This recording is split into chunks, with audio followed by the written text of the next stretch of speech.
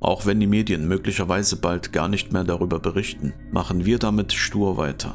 Im Folgenden schauen wir uns ein offizielles Schreiben der Kanzlei Marsh Law Firm PLLC vom 10. November 2020 an die damalige US-Staatsanwältin Audrey Strauss an. Es werden Informationen zum möglichen Sexmissbrauch in der Kindheit durch Ghislaine Maxwell übermittelt.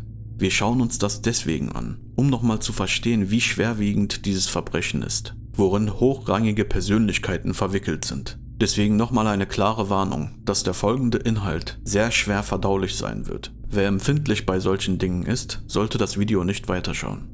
Die Kanzlei erklärt, dass sie eine Frau vertritt, die angibt, als Minderjähriges missbraucht worden zu sein. Das Schreiben dient dazu, Informationen und Beweismaterial an die Staatsanwaltschaft weiterzugeben. Außerdem wird die fachliche Qualifikation der beteiligten Expertin Dr. Johanna Silberg ausführlich dargestellt. Es handelt sich also um ein formelles juristisches Informationsschreiben im Kontext der strafrechtlichen Ermittlungen gegen Maxwell.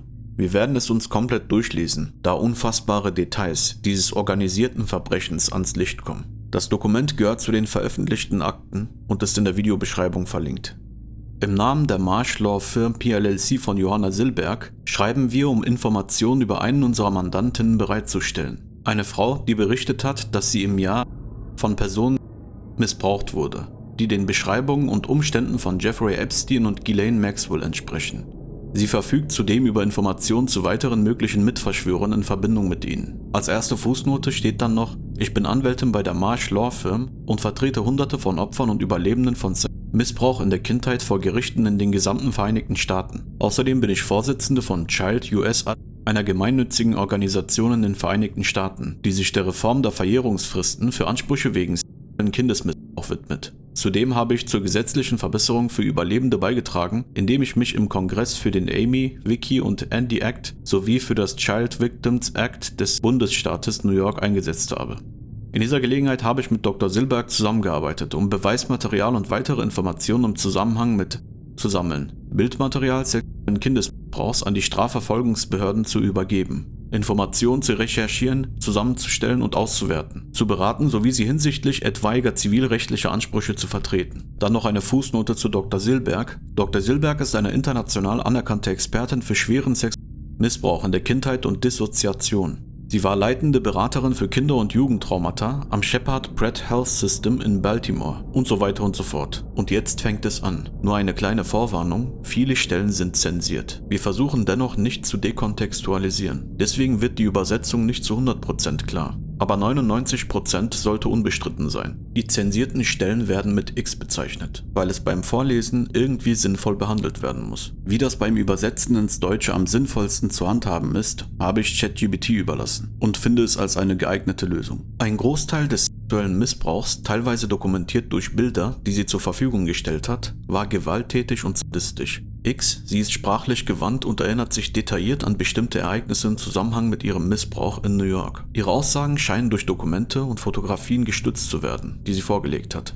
X reiste mit ihren Eltern und ihrem Bruder nach New York X, kurz nachdem sie X Jahre alt geworden war. Ihr Reisepass, von dem wir eine Kopie haben, bestätigt dies. Ihre Eltern und ihr Bruder gingen nach Atlanta, um sich eine Behandlung X zu unterziehen und ließen X bei Pflegeeltern namens Mike und Sheila in Brooklyn zurück.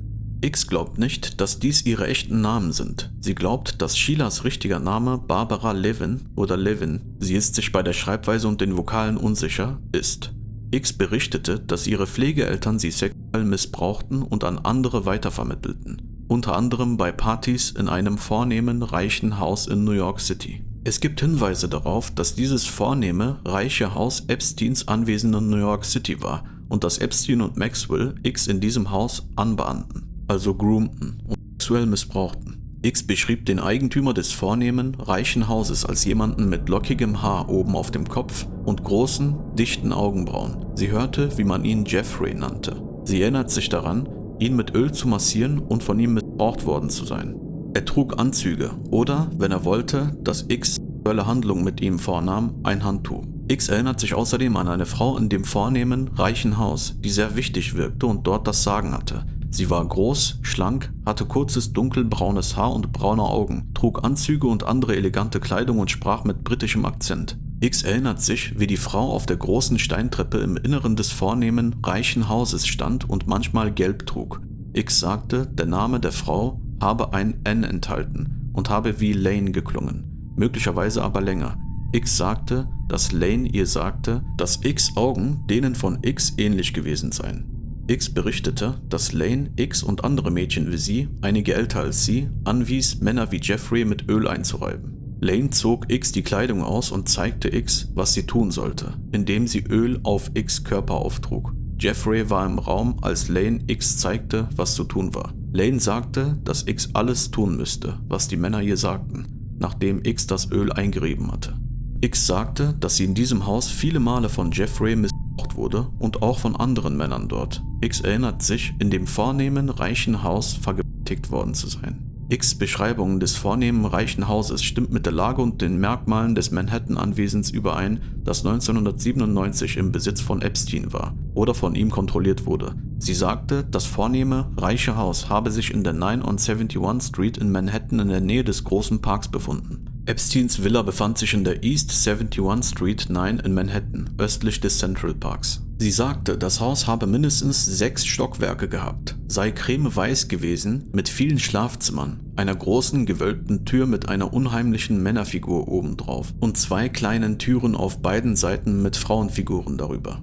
Epsteins Anwesen, das größte Einfamilienhaus in Manhattan, soll 7 Stockwerke hoch sein. Cremeweiß mit einer großen dunkelbraunen gewölbten Eingangstür mit einer männlichen Wasserspeierfigur. Darüber sowie weiblichen Wasserspeiern an großen Fenstern auf beiden Seiten mit Türen darunter auf Straßenniveau. X berichtete von einem großen Kronleuchter mit einer großen erwachsenen Puppe darauf sowie vielen Fotografien wichtiger Persönlichkeiten. Dies stimmt mit Medienbeschreibung der Einrichtung des Hauses überein. Sie sagte außerdem, dass es im Haus Bilder gegeben habe, die wie Kritzeleien oder abstrakte Kunst wirkten, sowie Darstellung von Körperteilen, etwa ein Foto vom Gesäß einer Frau. Sie erinnert sich auch an Bilder wichtiger Personen in Anzügen. Laut X gab es viele Mädchen in dem vornehmen, reichen Haus mit Jeffrey und Lane, doch die meisten waren älter als X. X berichtete, dass größere Mädchen in bestimmten Räumen des Hauses untergebracht wurden, während jüngere Mädchen wie X und ein junges Mädchen namens X in andere Räume gebracht wurden. Sheila sagte X, dass es mehr koste, Zeit mit jüngeren Mädchen wie X und X zu verbringen.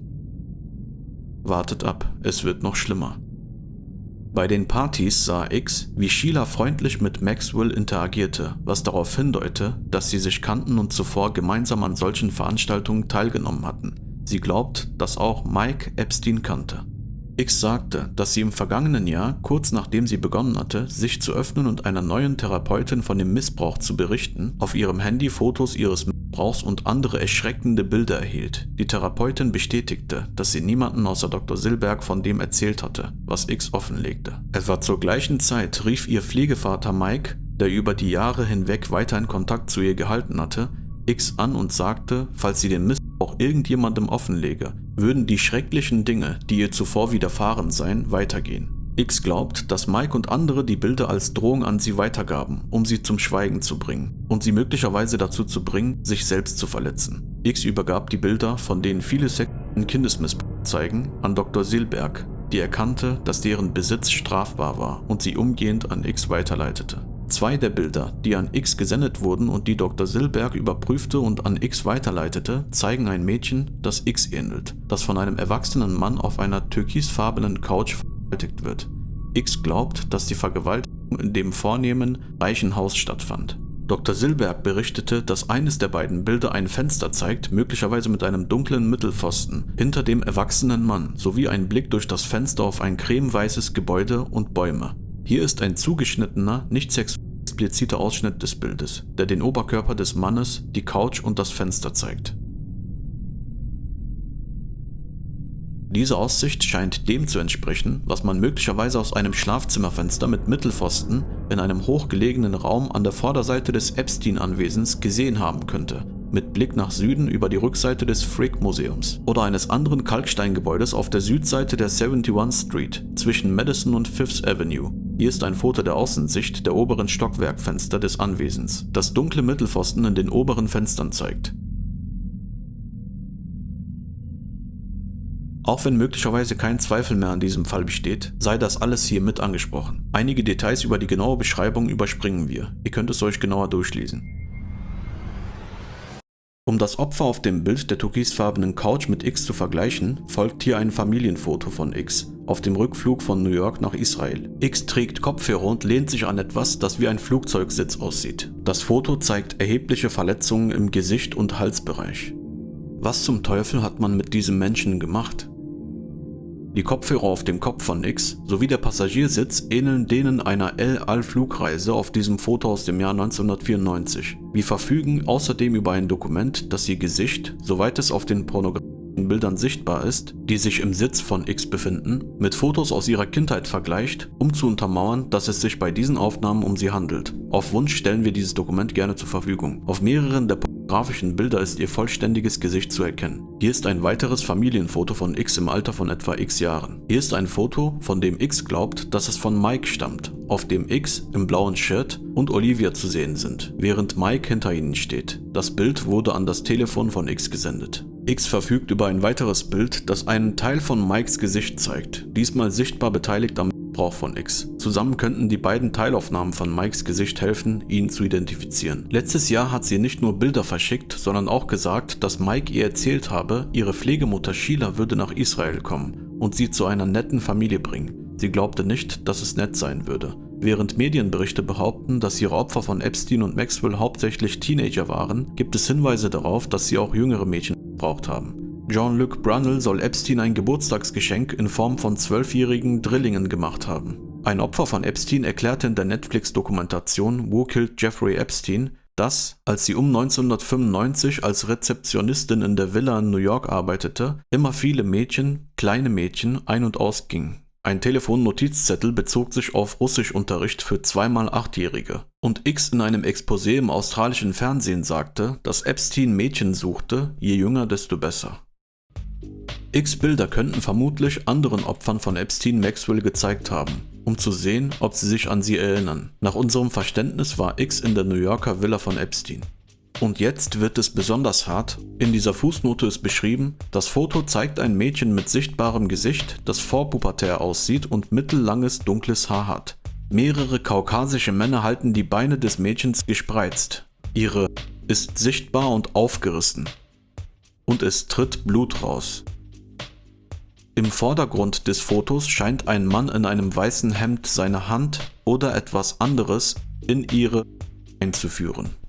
Auf der Unterseite des linken Oberschenkels des Mädchens ist ein rundes, eingedrücktes Symbol zu sehen. In der rechten Ecke des Fotos ist ein Arm mit einem grünen Hemd zu sehen. Ein Arm hält das Knie des Mädchens in der Luft. Im Vordergrund links auf dem Foto ist das Profil eines Mannes mit langen Koteletten, einem Bart und einer Glatze auf dem Kopf zu sehen. Im Hintergrund links auf dem Foto scheint der obere Teil des Oberkörpers eines Mannes zu sehen zu sein. Links vom Gesicht des Mädchens ist ein Mann zu sehen, der ein schwarzes T-Shirt und ein blaues Hemd zu tragen scheint. Unten links auf dem Foto ist ein grünes Gebilde zu sehen, das schwer zu identifizieren ist. Der Mund des Mädchens sieht blutig aus und ihre Zunge ist herausgestreckt.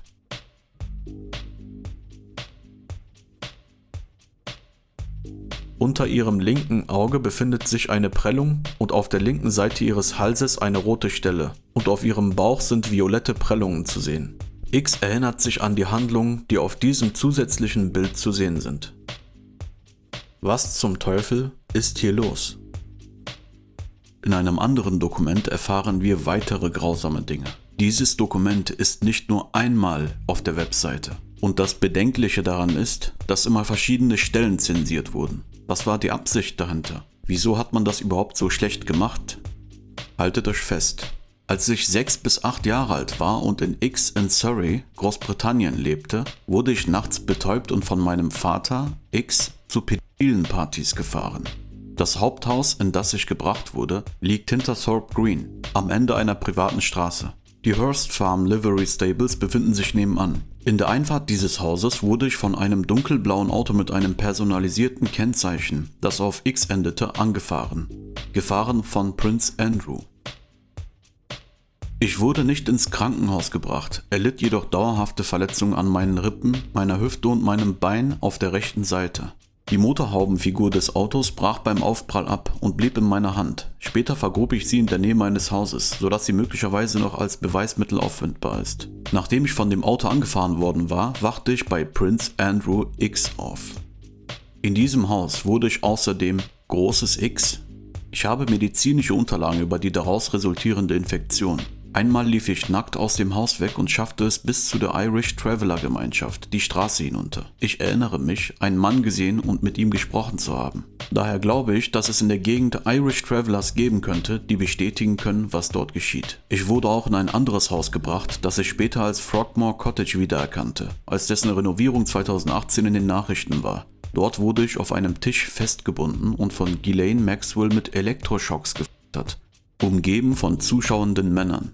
Ich erinnere mich, das Gesicht von Prince Andrew gesehen zu haben. Ich versuchte hinauszuschleichen. Maxwell erwischte mich und schlug mich mit dem Borstenende eines Besens. Sie bedrohte mich außerdem, sagte, ich verdiene es zu sterben und schlug mich mit dem Besen ins Gesicht, wobei sie mir die Nase brach. Erst nach dem Rugby-Spiel wurde ich wegen der gebrochenen Nase ins Krankenhaus gebracht, damit die Verletzung darauf geschoben werden konnte.